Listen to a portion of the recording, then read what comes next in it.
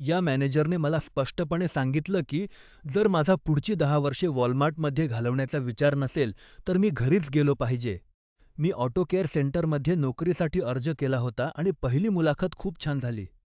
तिथल्या लीडला तर मला एका मोठ्या पदावर घ्यायचं होतं. पण त्यानंतर माझी भेट स्टोअर मॅनेजरशी झाली आणि गोष्टी वाईट वळणावर गेल्या. तिने मला थेट विचारलं की जर मी 5 ते 10 वर्षे वॉलमार्टला वचन देऊ शकत नसेल, तर बोलण्यात काहीच अर्थ नाही. फक्त नोकरी मिळवण्यासाठी मी खोटं बोललो आणि हो म्हटलं.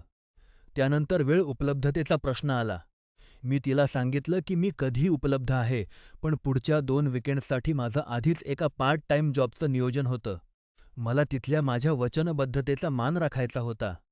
पण तिची प्रतिक्रिया, तिने मला सांगितलं की जर मी ते 2 विकेंड्स लगेच रिकामे करू शकलो नाही, तर ती मला नोकरी देणार नाही. हे करण्यासाठी तिने मला फक्त काही तासांचा वेळ दिला. मी हार मानली. मी स्वतःला कमी लेखून माझ्या दुसऱ्या नोकरीच्या ठिकाणी जबरदस्तीने ते दिवस सुटी मागून घेतले.